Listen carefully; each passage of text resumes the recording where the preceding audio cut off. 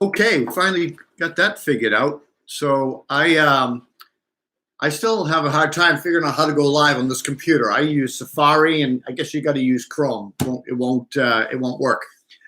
So what's going on, guys? How's everybody doing? Let's see who's checking in here. Hopefully we get some guys back on. Get a couple guys on. So guys, today we spent we spent the better part of the weekend, half a day today, working on safety glasses.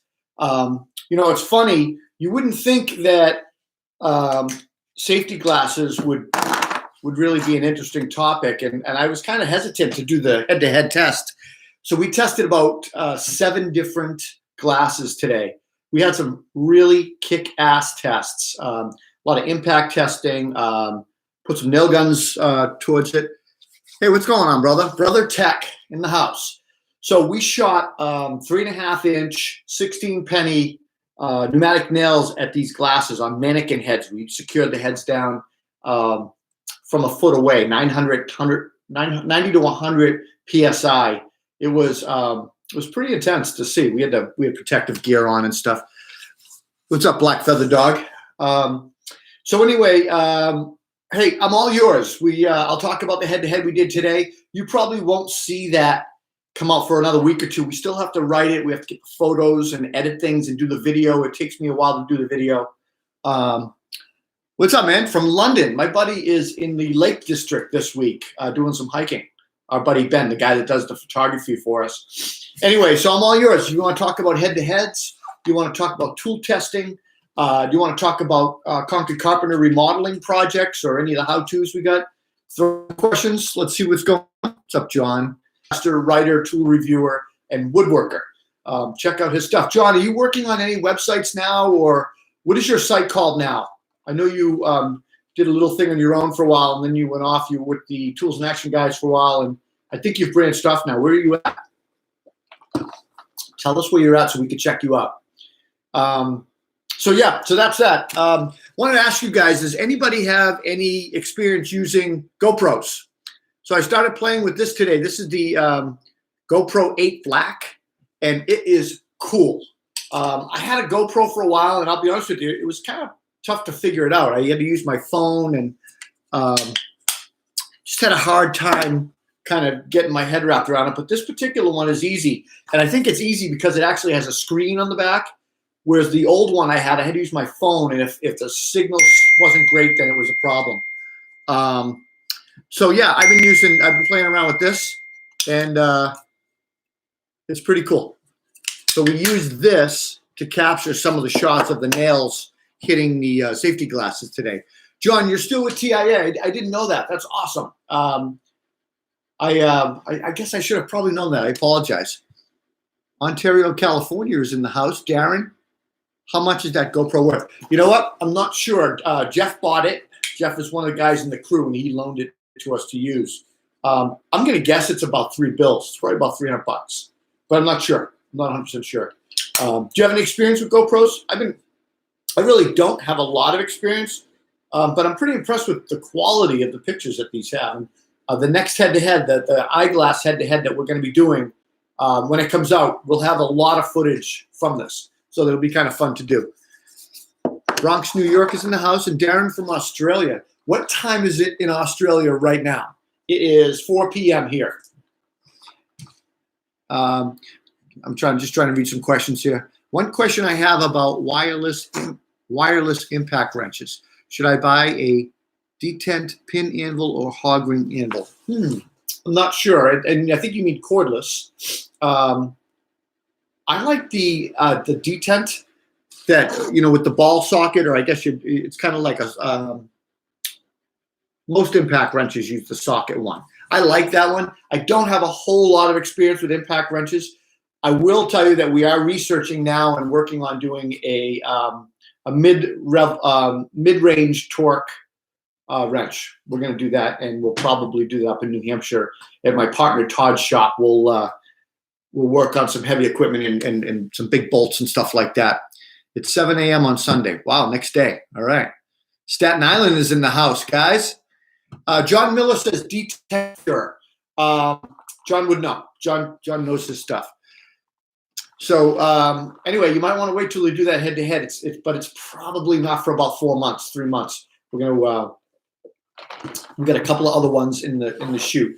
We have the safety glasses. We're gonna do the track saw, plunge saw next, probably in about 6 or 8 weeks, and then after that, we're gonna do tool storage, modular storage, like the L boxes, the Milwaukee boxes. I'm drawing a blank. I can't even think of it. The Sortimo boxes, the Festool boxes, stuff like that. Your Bosch 10-inch table saw just died after 25 years. Dude, 25 years is a great run for any tool. That is awesome. Don't be sad. Be glad. Go get a nice brand new tool. You deserve it. That is awesome. If you amortize 25 years of the cost that you paid for that, I bet you paid like $2 a year or something, or $2 a month or something like that. Looking to buy the same one. So tell me what model you have. What 10-inch model do you have? Is it like the Reax one, which is the belt-driven one, or is it like a direct drive one? So Jeff says, when is the review of the 12-inch miter saw coming out? Probably not for several weeks. I had shoulder surgery 7 weeks ago. I'm still recovering, so I am not on the job site working. I am what you would call a gopher in the official estimator and sweeper upper. So I'm not using it. We have it. We've been using the saw, but I honestly haven't used it enough to feel comfortable to tell you guys what I think about it. Actually, I like it. I love it, but I haven't used it enough to give you a review on it. And I'll do that, but probably not for several weeks. Yeah, direct drive, man. So direct drive Bosch table saw, awesome. Good power. They're a little loud, they're whiny, but are you using this as a contractor saw, or is it actually in your shop? Because if it's in your shop, you might want to look at a Delta or a Unisaw, or spend the coin, and then you could get extension tables and put a router table, drop insert in, and stuff like that. Hey, The Truth, how are you, bud? I haven't seen you in a while.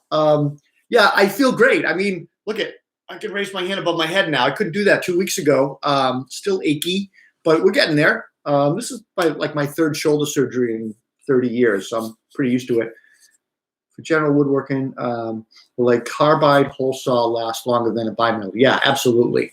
Might not give you as nice a cut, but it's going to last longer, and it's going to keep its edge. The gear on the blade riser just snapped. That's a bummer. That is a total bummer. Thank you, Keith. I appreciate it. And I'm just trying to read some of these comments. Hey, Rob, good to see you. Much love from a favorite Russian, Canadian, American carpenter. Do you live in Russia, Canada, or America? Which one? So anyway, do you guys have any questions about some of the tool testing that we've done? Or do you want to talk about some of the things that we're going to be doing, or give us suggestions? The last time I did a live with you guys, I got a ton of suggestions, and I brought it to the team. And they were pretty excited about some of the stuff you said. So we're looking at lots of different things. Cordless miter saws if you're looking at portable, I like and use the Milwaukee and the DeWalt all the time. The Hitachi is great for the money. And it won our head-to-head. It's out now called Metabo HPT.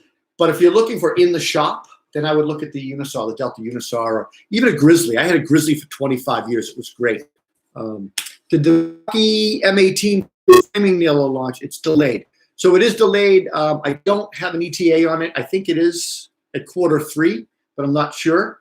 I can find out if you really want me to know. I can send an email to Milwaukee and see if they'll let me know. But I can't wait to get that on the job site. It was a really nice nailer when we tested it at their media event, but we haven't been able to get it out in the field yet. And hopefully they'll send us an early release of it. The Milwaukee rep told you that. Okay, cool. So late June, mid-July, just in time for the summertime for deck building, stuff like that. Yeah, hit the thumbs up button. Actually, hit the join button. That's even better, or the bell button. Hey, did you guys see the funny video I did with the guys called "Hit the Bell"? It was like Tool Lovers Anonymous. It was kind of a spoof on Alcohol Anonymous, and we're sitting around talking about tools, and the whole point was to get you guys to hit the bell.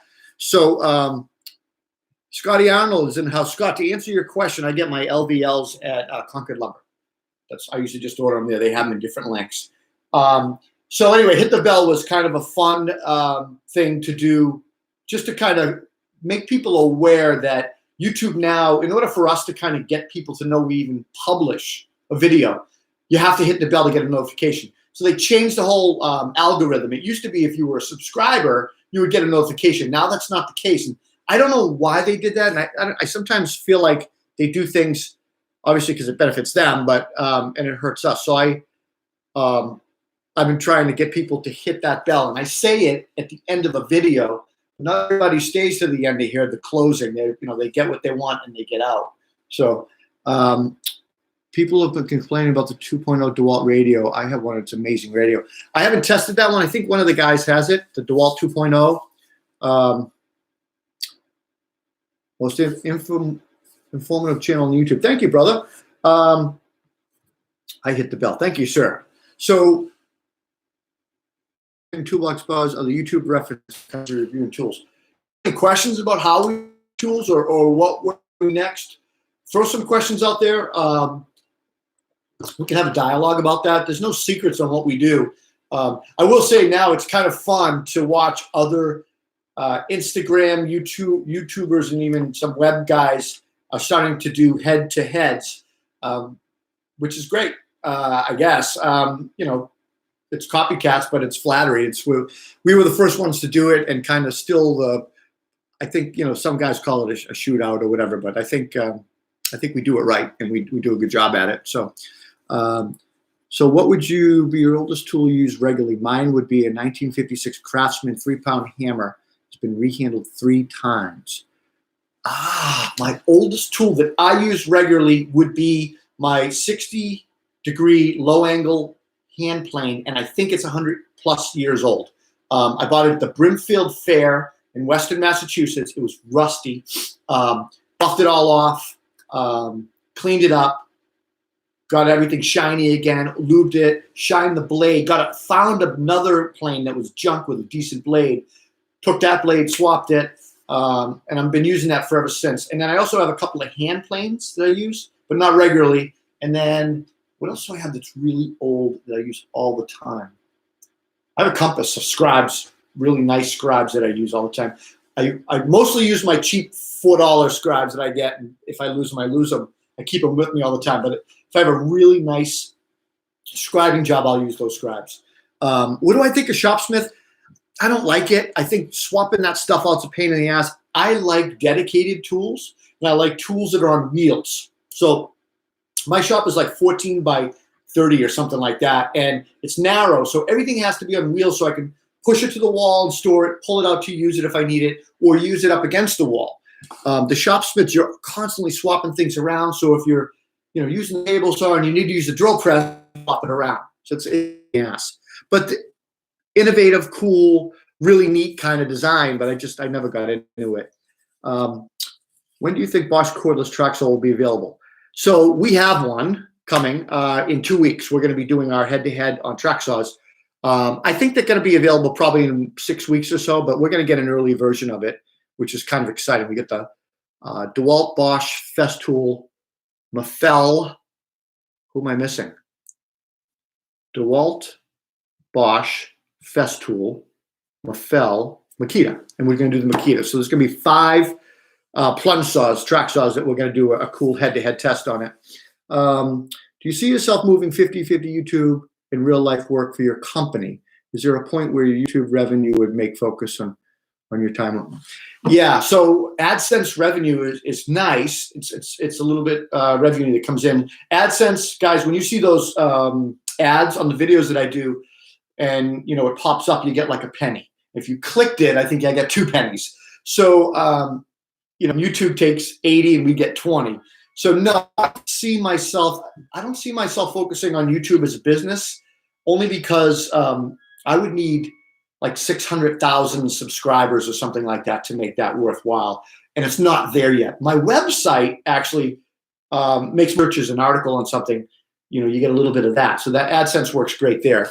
So no, I don't see that. I do see the YouTube channel does help my business with when I do articles or videos, I should say, on projects. Like we did that beam project, and several people saw that video, contacted us, and asked us to do a beam in their house. So, or sometimes people ask us to do a beam in the house and want to know what's involved, and I'll show them that video. So the business helps the website and the YouTube channel, and the YouTube and the website help the business. So it kind of works well together.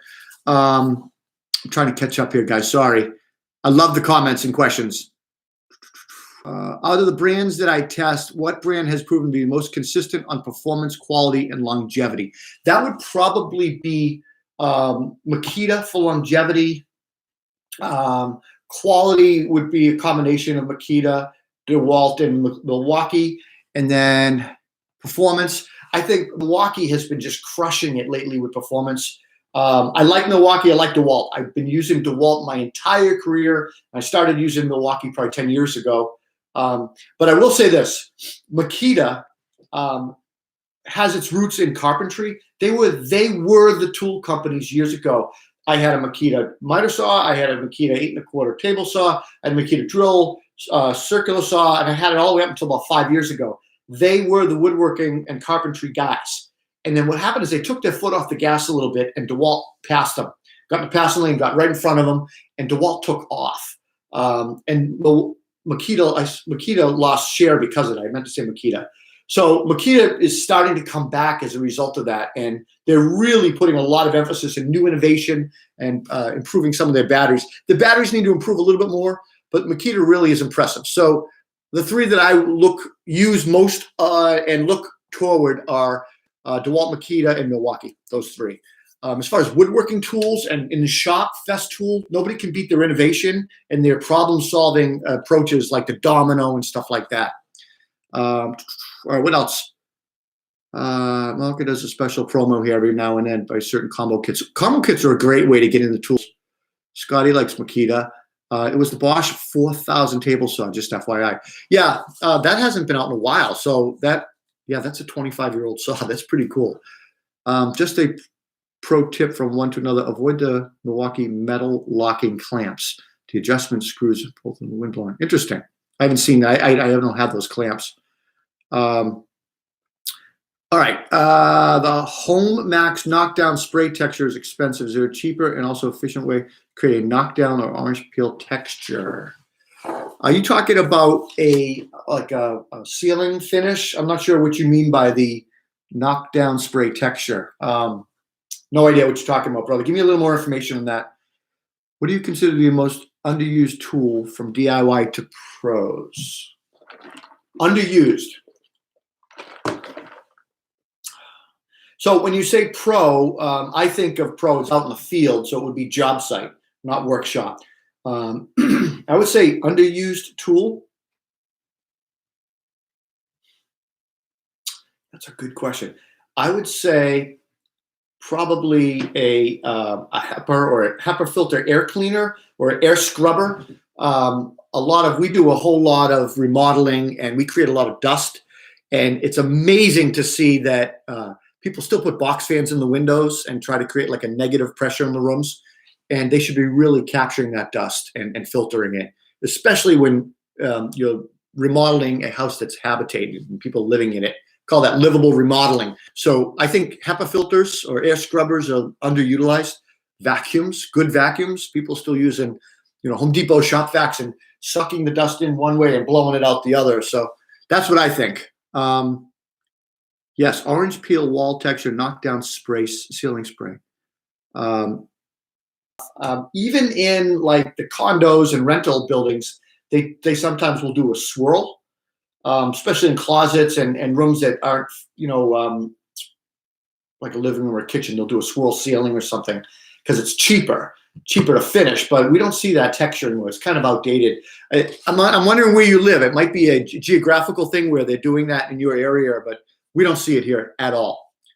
What do you consider to be most underused tools? Straws. Where you live, can you use wood framing for commercial buildings? Here, it's all metal framing.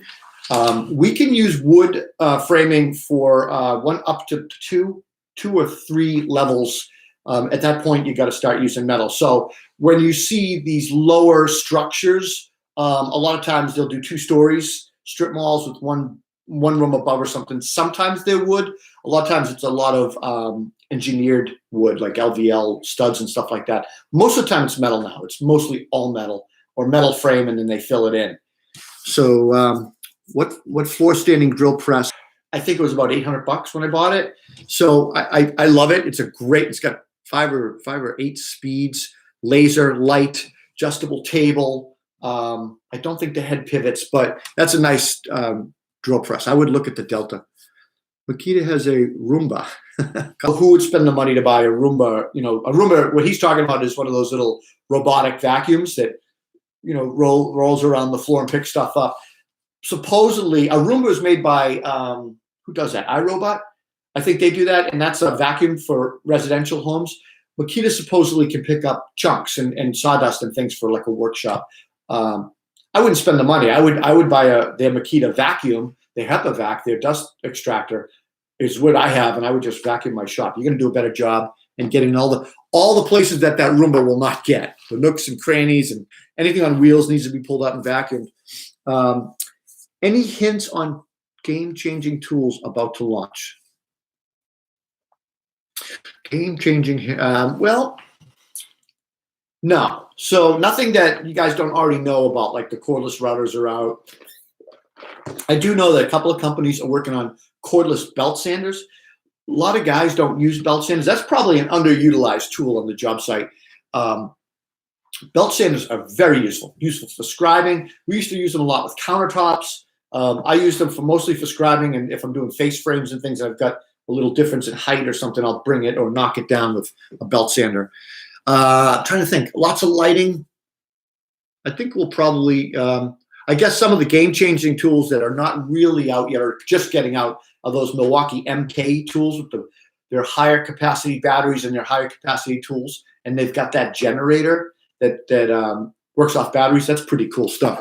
Ego has something like that as well. All right, let's catch up on the questions. Can't wait for the safety glass test. You spent 4 hours in the hospital. Kidding me. Wow, I spent some time in the hospital too, getting splinters out of my eyes. A lot of fun time. I think Makita owns innovation, key marketing stinks. Makita could do a better job at marketing, no doubt. Where are we at? I think Makita would do better if they got aggressive.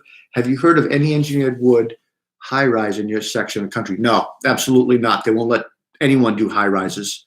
Cordless vacuums have become really long way, still expensive. I don't miss them. Running around with wire. I'm just trying to catch up on your questions, guys. Let me see. Makita sucks when it comes to marketing. I use a handheld belt sander for shaving interior doors down versus a planer. So Yankee Cantrell, I would suggest that you use a track saw if you can. So my order, if I'm going to plane a door, if it's a bottom, absolutely a track saw. If it's the sides, the long edges, I still would use a track saw if it was enough. If it isn't enough, then I would use a planer, a cordless portable planer, or I would use a belt sander. The problem with the belt sander is if you rock it a little bit or if it gets out of control, you can create a nasty mess. I like the planer because it usually has a guide, an edge guide, and you can set it up and you can feather it. You can also tilt it, so you can get to the end and tilt it or pull it off, whereas the belt sander, it's all grit. But I have used it. You're right. It does work. Question about plumbing, if it's okay. Sure, let's do it. How often do you replace the angel valve stops around your home? So angel valve, I assume you mean the shutoffs. For example, under the sink, the shutoffs, or under the toilet, the shutoffs. Is that what you mean by an angel valve? I've never heard that term, that nomenclature, but I'm going to guess that's what you mean. If you can leave me a comment, that'd be great. I don't replace any of those unless you're replacing the fixture, and if it needs it. So what I've done on all our remodeling, I always have angle stops. Oh, okay. How often do I replace the angle stops? Angle valve stops. I don't know.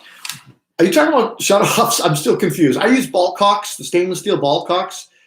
as opposed to screw-in ones because they fail. So anytime we use shutoffs for anything around the house, on any job we do, we always do stainless steel ball cocks for that. And I spec that with my plumber. Never thought of using a track saw before. We'll have to look into it. Oh my God. Yes, if you have a track saw, use it. It's amazing. And you could bevel it if you need to put a bevel on the door. So you can do all that stuff. What makes for a really good affordable track saw? Festool is a bit expensive over here. Festool is expensive everywhere, and so is in Mafell. But when you spend the money on those two tools, those brands, you're buying into a system that has dust collection, a system that has accessories and things, and they're high end. They're high end, and you get what you pay for. An affordable track saw would be Makita. Probably best track saw for the money would be Makita, then maybe DeWalt. I'm not sure what Bosch is selling their track saw for right now, but they'll probably be right there as well. We are doing a head-to-head on track saws in about 6 weeks. We have 3 of them in already. We're waiting for the Bosch to come in because it's new.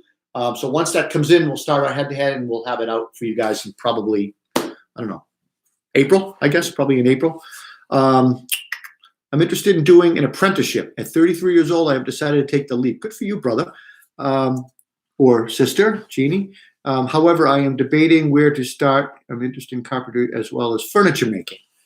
Well, if you're going to start an apprenticeship, then you got to find good people to train you, and they're not going to find you. You're going to find them. So go online, see if you can find people in the area that are innovative, that are forward thinking, folks that are trying to raise the bar in carpentry or furniture making. There's a lot of people out there, makers out there doing furniture. As far as carpentry, I would go to the lumberyard.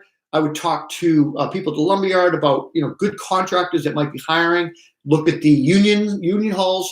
Look at local training facilities. There's like North Bennett Street School of Carpentry in Boston, Wentworth University for construction degrees. And then I would just start reaching out to contractors. You don't want to work for a person who just uses you as a laborer or beats you down. You want to work for someone who's actually going to spend the time to train you, to teach you, and allow you to make mistakes and learn. So, and by the way, that costs us money. To train somebody like that, you don't make money off of a laborer like that. You're spending time to train them. So you got to be loyal to them and at least give them 3 to 5 years of service if they're going to train you in a trade. So think about that. And let me know where you live, what area of the country you live in. That'd be interesting. If it doesn't leak, leave it alone. You're right about that, brother. You just brought the Makita cordless wireless track saw instead of the table saw to make drawers. Did I make a mistake? No, I don't think so. I think that you can do everything a table saw does with a track saw. It's just going to be slower. So if you were making a bunch of rips, 50 rips, table saw's faster because you don't have to reset the track. But if you have a small shop or just an assembly table in a basement or something, a track saw is more affordable and easy to move around, and you can store it. It's easier. I have both, but if I had to have one or the other, I'd probably do the track saw. Grizzly does make affordable track saw. Oh, they make an affordable track saw. I'll have to look into that. Grizzly's a Taiwanese knockoff company. They always have been. They've always copied other tool companies, but they make decent stuff for the money. I've had a Grizzly table saw. I still have a Grizzly joiner running, and it's decent. It's solid. All right. You ever find yourself stubborn to change to new techniques? Of course, all the time. I do like learning new things, and I like being shown things that I'm looking like. Why didn't I think of that? I love that stuff. Let me show you. Can an angle grinder be used to cut glass and ceramic tiles? If so, what's the best way to do this? So you can use a grinder on tile. I don't know about glass, and they're using it to cut tile. I've used it to cut slate and tiles for small stuff if I'm not using a wet saw, and it works fine with a diamond blade. All right, what else can we see here? Going on what Bosch innovation is like. Axle glide, new grinder, etc. The track saw should be amazing. Bosch has great innovation, and they German engineering. So their engineering is phenomenal. Like Festool, like Mafell, Bosch really does put a lot of emphasis and a lot of energy and money towards research, design, and engineering their products. They over-engineer a lot of that stuff. It's going to be a nice saw.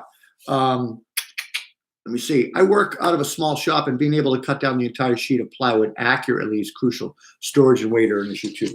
As we get older, Pablo, yeah, weight is a big issue. And if you can get the plywood into your shop and you can cut it flat, it's a lot easier than trying to pull it through the table saw or push it. Track saws are great for that reason, for breaking down sheet stock and stuff like that. A lot of times if I'm building a bookcase project, if I know ahead of time what my big rips are, I'll have the lumberyard use the panel saw, and I'll rip everything at the lumberyard to 1 foot, 2 foot, 18-inch rips, and then I'll bring those down into my shop. Way easier to lift at 52 years old than when I was 20. And it's also easy to get down in my shop because I have to go down to a bulkhead in the basement. So I've got to carry the sheets downstairs and in, and it's just a lot easier. And the track saw makes a great tool for breaking that stuff down.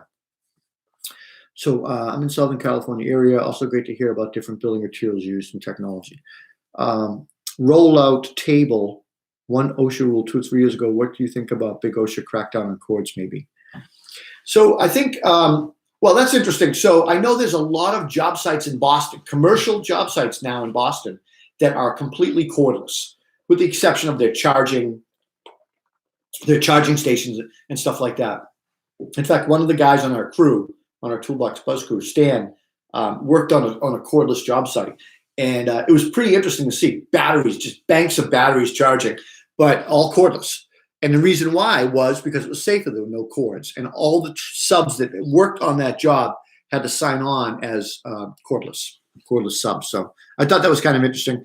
I don't think OSHA will crack down too much. I don't think we'll ever really get rid of all the corded tools, especially shop tools. But Jeannie, you're returning to France for your apprenticeship. They separate carpentry and woodworking. So Jeannie, I have to say, I was in Germany 3 years ago, and I toured a facility that does some training, apprentice training, and then I went out to meet 2 different contractors out there that had apprentices. And Europe does it right. They actually have tracks for apprenticeships into the trade, and when you graduate, you actually are skilled in that trade. So instead of going to college, these kids go into this training and then they come out with a trade. I think that's brilliant. And I don't know why we can't get our act together here in the States to promote that.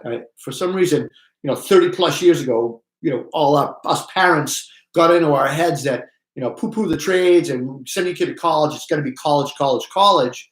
And they really screwed things up. So now we're in a predicament where we have a skills gap.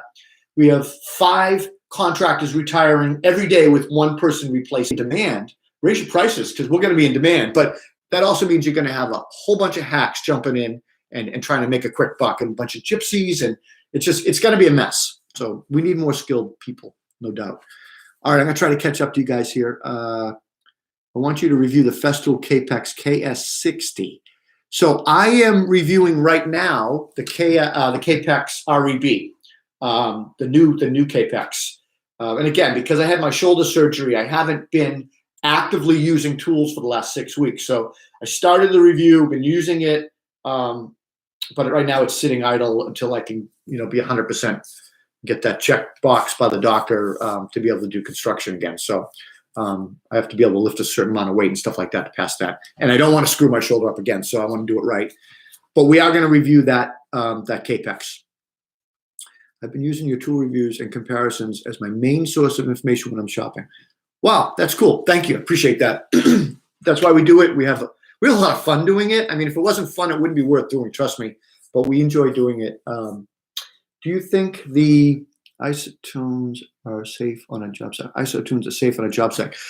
Okay, so who said that? That is it Titan? Tilden.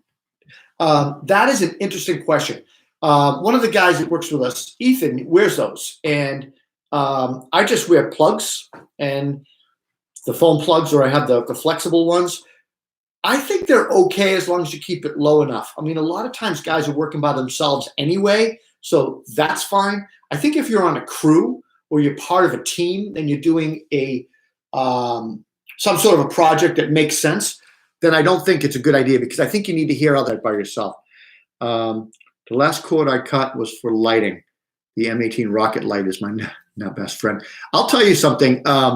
I love the cordless LED lighting. The LED lights are better quality lights. They're cooler, which means they're safer, not a fire hazard.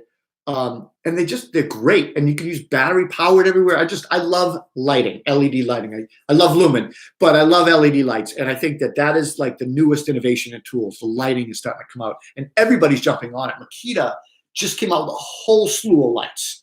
So you're going to see more and more of that, I think, as we go along. What type of music do I usually play on the job sites? I usually listen to NPR radio, 90.9 FM. It's British Broadcasting. It's the best source of news.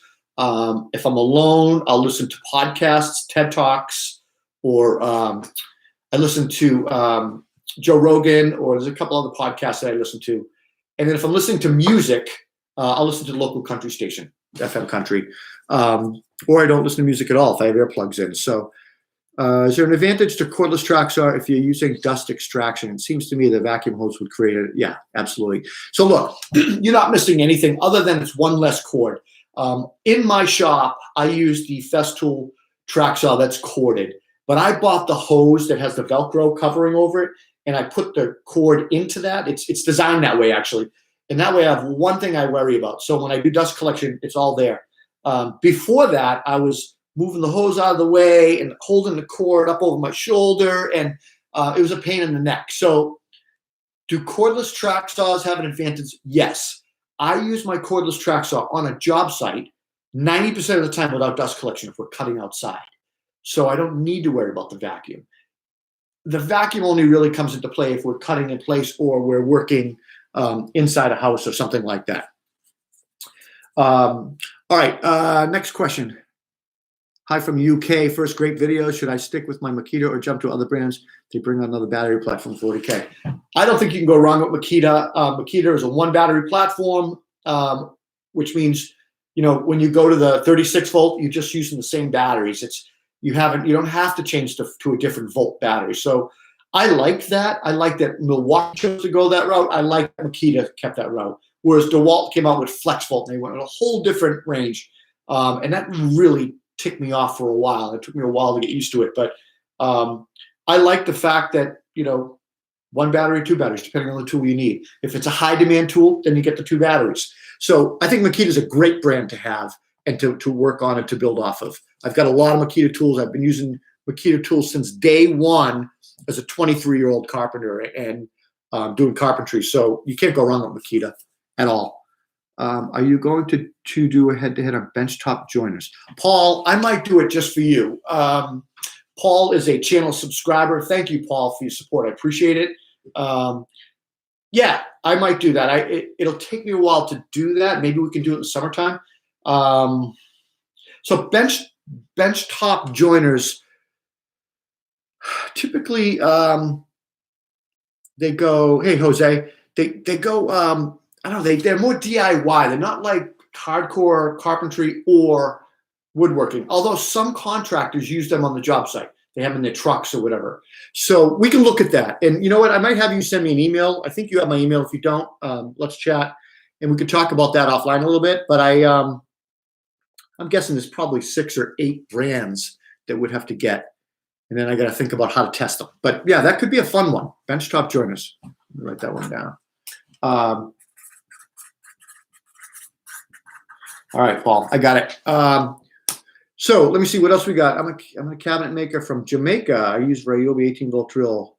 How we discard the battery? That's a good question. I don't know how you get rid of batteries. I do know that some lumber yards have boxes where you can recycle NiCad and lithium-ion batteries. Mine does not, but I've seen them around. Ace Hardware sometimes does that.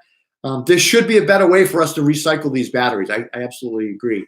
And maybe go on to Ryobi's website and see if you can get that answer off of one of their FAQs.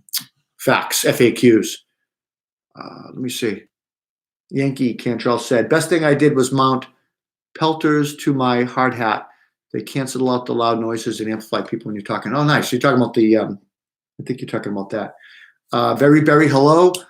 Cordless job site lighting head-to-head in the future. Yes, I think so. But here's the problem, guys. Highly subjective. Cordless job site lighting head-to-head.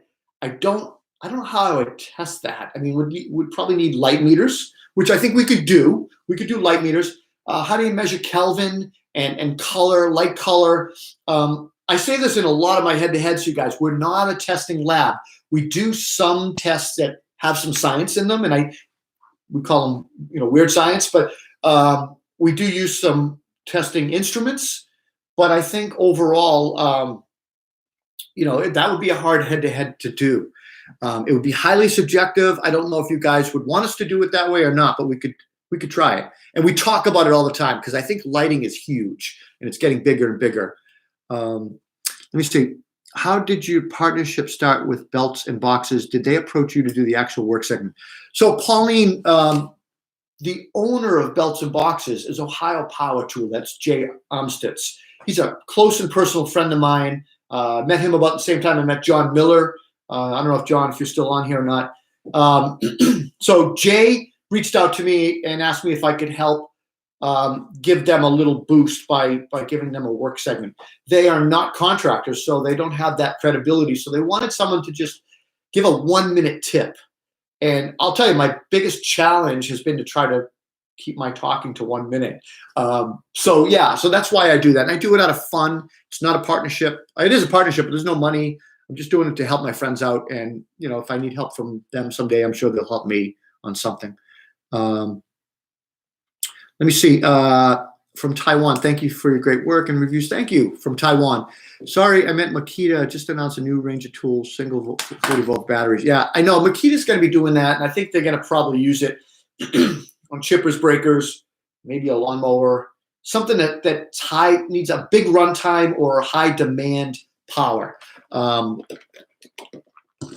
not a fan of these dual battery platforms, though. I mean, I love the fact that I've got OPE, outdoor power equipment tools. I've got some Milwaukee tools that I can just unplug my drill and plug in and trim my grass or cut down a branch or trim my hedges. I love the fact that I can use the tools at work at home on my home tools. I don't have a lawnmower yet from Milwaukee, but I do have an Ego cordless battery. I pretty much cut the cord as well, except for the workshop. I'm still using cords. Let me say, best cordless coffee pot shootout. I think Makita will win. I'm not doing that, but thanks. I mean, I don't know how many people. There's Ox and there's Makita. I don't know who else makes a coffee maker. Do you use a coffee maker, a cordless coffee maker on the job site? I know some guys do in their box trucks. I don't. I usually just bring coffee in a thermos and deal with it that way. Any preference between Milwaukee 12-volt drills and Bosch 12-volt drills or 12-volt? Seems like Milwaukee has more tool options. I don't have either yet. If you're looking to go 12-volt, Milwaukee, they've got, oh my God, they probably have 20, 30 tools that are 12-volt. Bosch has maybe half dozen or dozen. They don't have many. And so I would go Milwaukee. I've got about 8 12-volt tools from Milwaukee in my shop. So I use a circular saw, drill, impact. I've got a little cutoff tool. That's it. So that's what I have in my shop. And in the job site, I use 18-volt tools. I've got DeWalt and Milwaukee. Thanks for your videos. Will you please do a what? Reno, you got to let me know what you got to finish that sentence. Cordless vacuum head-to-head. I'm looking into buying one, but you know what? Good question. So who has cordless vacuums? We know DeWalt has one because I run one. We know Makita has one. We know Milwaukee has one. They're all a little different. Some are backpacks. Some are canisters. Yeah, maybe we could do a cordless vacuum. Festool has like that little sustainer one. So maybe we could do that. I'll think about that. That's a good one. Cordless head-to-head. I'm looking to buy one. Okay. You have a microwave and a coffee pot cord in your truck. Nice. You must have a box truck if you've got that. M12 caulk gun is the best. Go M12. I will say I have the grease gun. I did review the caulking gun. I didn't keep it. I gave it to one of the guys. The caulking gun and the grease gun are awesome. And you could just get a great bead, especially if you're doing like window installs and you've got like a thick caulking or adhesive that you're using. So yeah, that is great. Rigid has one. Okay, so good. So we could probably do a head-to-head. We could probably get 5 cordless vacuums to do on that. I have a DeWalt and his power. with a battery and a cord. So yeah, Dave, I have the DeWalt ACDC, so it's corded and cordless. If I have time, I'll plug it in. Sometimes I'm using it in the house with my saws, and it works okay. It works great in a pinch for that. But if we're just doing a quick cleanup, I usually use it cordless.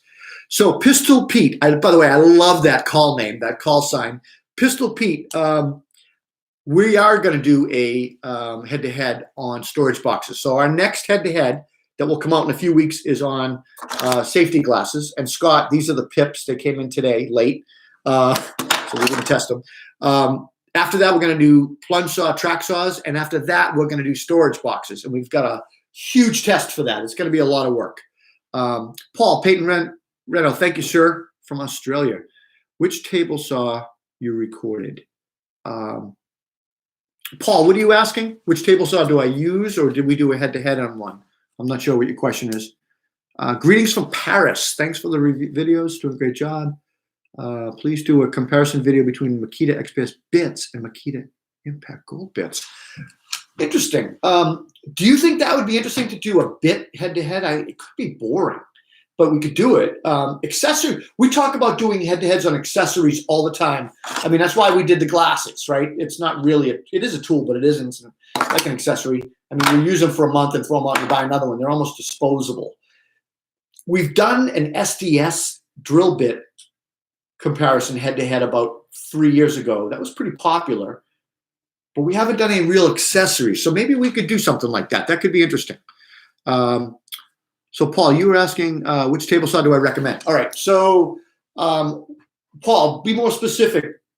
Job site or workshop? Workshop, I like stationary tables. So I have a DeWalt Unisaw with a POC table as an outfeed, and I have the DeWalt, the Delta extension table off the side with a built-in drop-in Rockler lift router table. So it's L-shaped.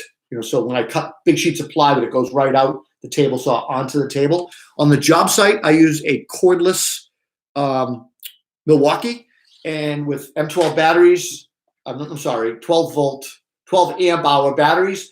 And we also use the flex volt table saw from DeWalt. My foreman has that. So we have two different table saws running at different times, depending on who sets up the table saw first. Let me see. Makita had a battery-powered coffee maker. Haven't heard anything about it. A gimmick. I don't know. Maybe they're good. I don't get into the coffee makers or the Roombas, the vacuums, and all that crap. Cheers for all the videos from New Zealand. Nice. I love that accent. Love the content, especially the Green to Great series. Would like to hear drill impacts bits head to head. Okay, there's another one that wants to hear it. Thank you for that. Green to Great. So I've been trying to do different things. So not just the head-to-head videos, not just the tool reviews. I've been trying to do things like some how-tos, some best practices, some DIY stuff for folks, but also the Green to Great. So Dave, our newest apprentice, good kid, really interested in and passionate about woodworking and carpentry. So I thought it would be kind of cool to document his growth and ask him questions on these videos. So thank you. And I hope to maybe do one a month with Dave. It might be kind of fun to do that on the Green to Great. And if you haven't seen those videos, we use the hashtag green with the letter 2 great, or just watch we have a, what am I trying to say? There's a title on the video channel that just says Green to Great. You can watch them there. All right, tile cutting saws or slide cutters. Yeah, maybe we could do a slide cutter head to head. We've got 2 tile guys on the crew that do lots of tile work. I had the Festool Sustainers for years. New ones break, upgraded or pack out. Yeah, we'll be looking at the pack out. We'll be looking at the Festool, the Sustainers, the Tanos, all those. Rigid. Is Rigid coming out with a cordless table saw? I'm shocked that they haven't. I'm not sure why they haven't. And Milwaukee just came out with theirs. So I'm going to guess that as Milwaukee goes Gen 2, you'll see something maybe come out in Rigid, but we'll see. I'm excited about the Makita X2 backpack system. Yeah, maybe we could look at that. Thanks, Pistol Pete. I love that name. Which cordless tool do you think is better, DeWalt or Milwaukee? Stronger and more accurate? Cordless tool. So that's pretty broad question. I think DeWalt and Milwaukee are great tool companies.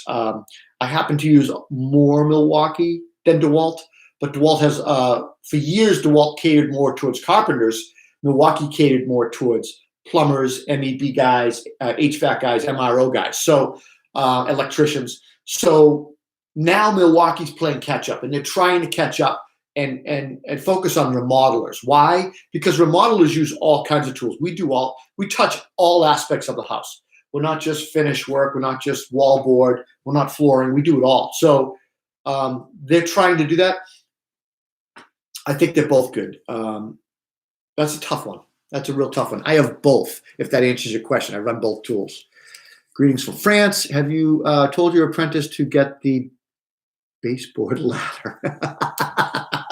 I don't do that to my apprentice. So I treat my apprentice with the utmost respect because I want him to return that. I want loyalty. The board stretcher, the magnetic, there's all kinds of ones and tricks over the years. But no, I don't play pranks on the apprentice. I really want him to learn and focus, and he works his ass off for me. So I don't do that. But that's funny. First time ever on a live chat. You guys are the best when it comes to woodworking tools. Thank you. I appreciate that. We don't do a whole lot of woodworking tools, but we're going to try to do more. What do you guys think about the DeWalt electrical staple gun? So I think that's pretty cool. So you're talking about the one that goes over the Romex. We used that a little bit, and I gave that to my electrician to play with, and it's pretty cool. I don't do a lot of wiring, but if you do a lot of wiring, I think you'd love that, especially if you're doing a new house or a big outfitting of a house or addition. Yankee Cantrell for cordless vacuum shootout. Make sure to differentiate the different types. Lunchbox style versus backpack versus rolling drum style.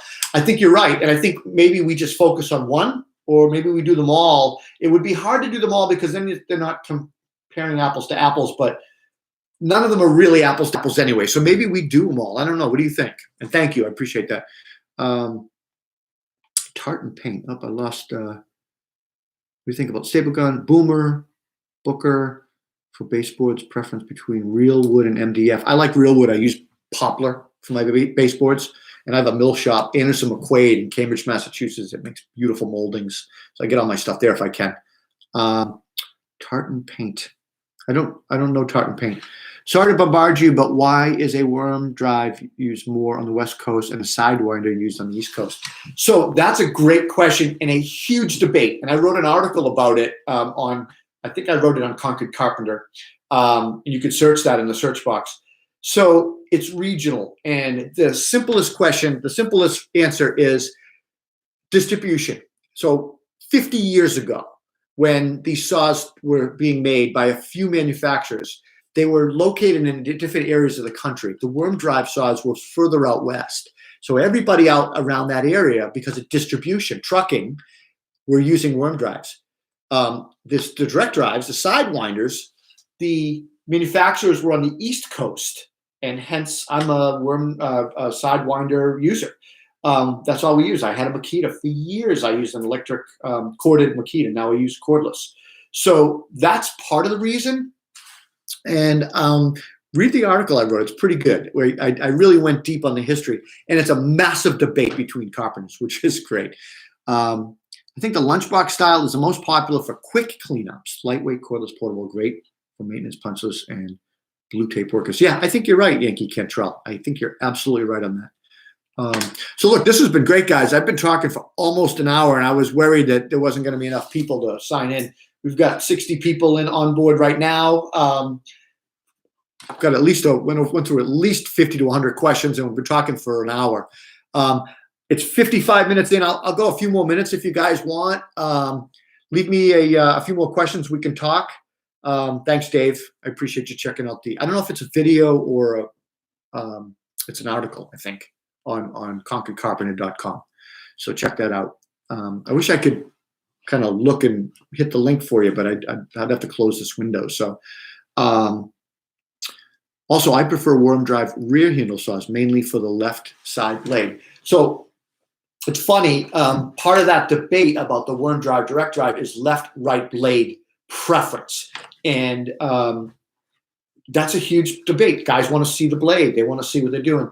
I will be honest with you and tell you that if you train on a right-hand side blade and you only use a right-hand side blade, it doesn't matter. I can cut as good as you can cut. So I just look at the saw differently. Or I look through the slot. So it's a matter of what you use. The worm drive's a more powerful saw. It's better for framing. It's better for cutting in roofs and cutting out roofs and taking things off houses.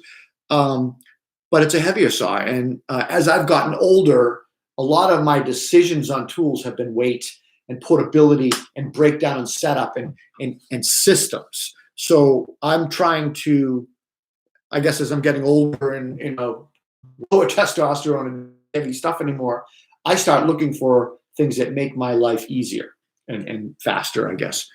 Let me see what else you guys are saying here. Holy smokes. All right. Check out the video.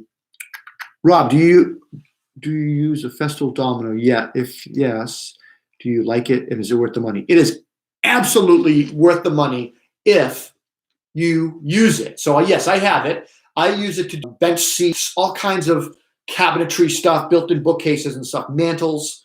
I also use a biscuit joiner when I just need something quick and dirty. The Domino is great for furniture. They've got breakdown connections now. So the answer to your question is, do you make money building stuff?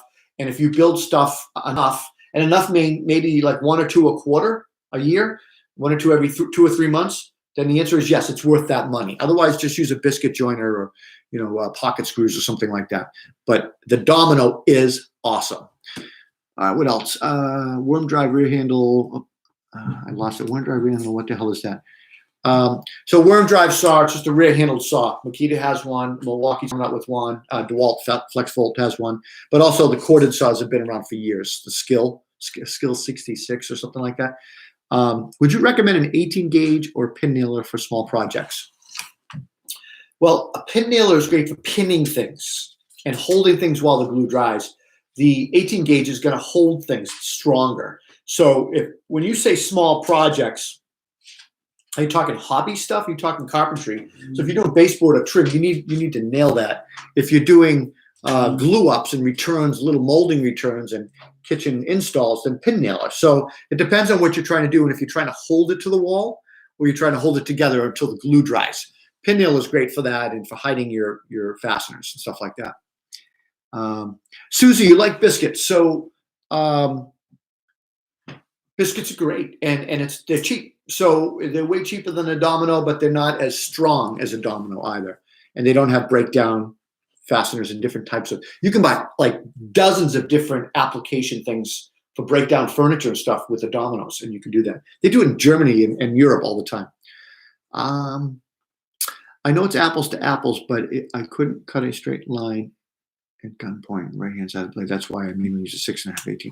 So, which is left side. I actually have both of those saws, left and right. So, if we're doing stairs and stuff for bezels. But yeah, I get it. I mean, some people just hate the right-hand side, left-hand side blade. And you're going to get preference all the time. So it all depends on what you're comfortable with, what you've been trained on, and what you're used to doing. All right. Can you do a video on how to fine-tune a miter saw, please? I trust your info. So Mr. Economist, that would be the most boring video in the world. And I have to balance, I'll think about it. I got to balance the fact that the time and energy, money spent to do a video, it's not always money, but it's time and effort. Is that worth it? I don't know if that's worth it. It might be. I'll think about it. There are different tunings on different saws. So, which miter saw do we do? Do we do a Capex, a Festool, or do we do a rigid? And they're at different ends of the spectrum. So I got to think about that one a little bit. Thank you. Really appreciate your opinions. And last question will be 20 tools, what everyone should have in the home or shop. Oh, interesting, Paul. 20 tools in the shop or home.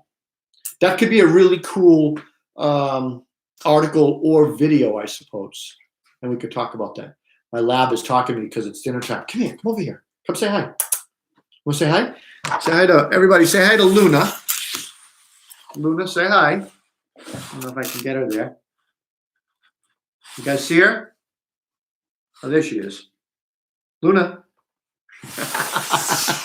So she's trying to get my attention because it's almost dinner time. It's 5 o'clock here. So, all right, let's see what else we have for questions. Do you see yourself subbing out subbing out M18 tools for M12 tools. No, I don't. I use the M12 tools in the shop. I use the M18 on the job site. But I will say this, 80% of the work that I do can be accomplished with a 12-volt tool. I want the tool for that 20% that I might need. So I just need one tool for that. I don't mind the weight of that. That's not crazy heavy. I need the M18 recip and Sawzall and multi-tool. So I don't see myself swapping off a 12-volt on the job site. In the shop, yes. I absolutely use it in the shop.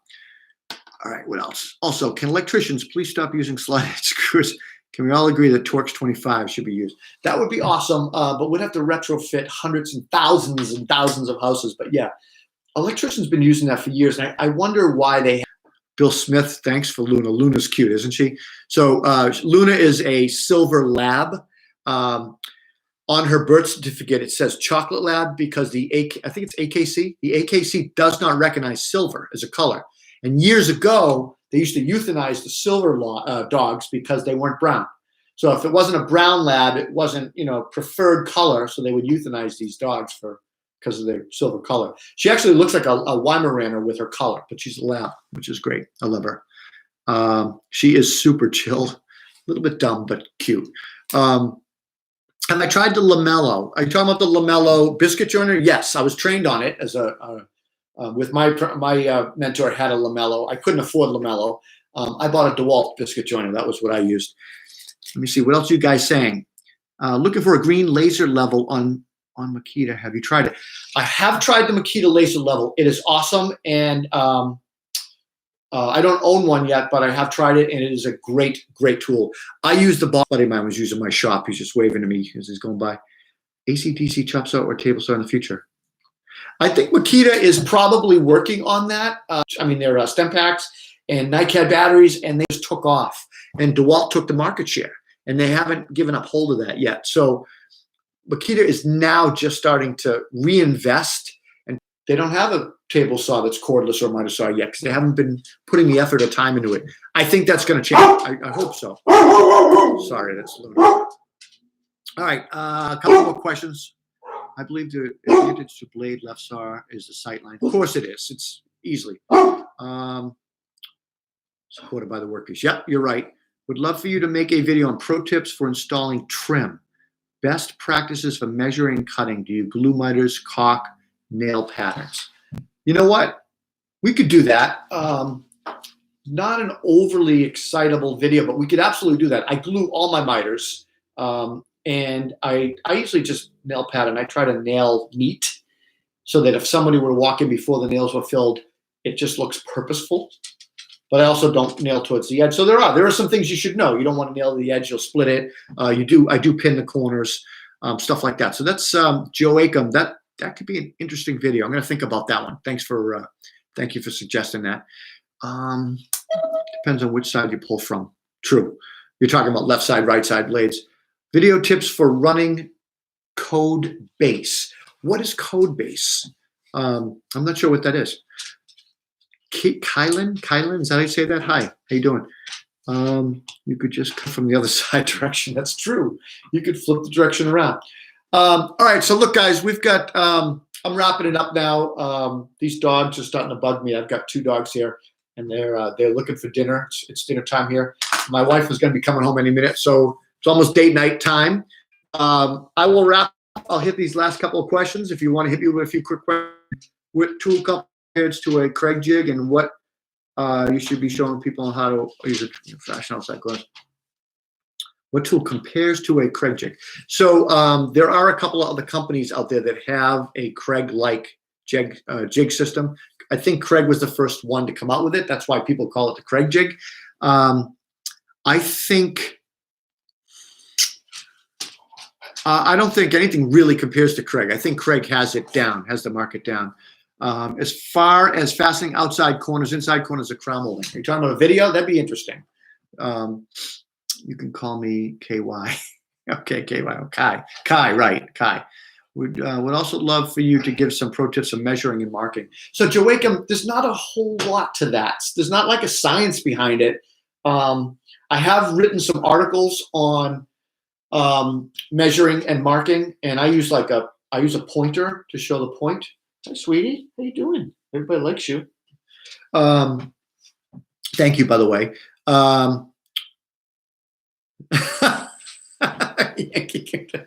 Yeah, thanks, brother. I'd rather buy a beer with it. Jeannie, you're welcome for the advice. Cove base. Okay, so cove base. We don't do a whole lot of cove base. The cove stuff that I install, we do cove moldings and baseboard, base cap. So you might use that like shoe molding.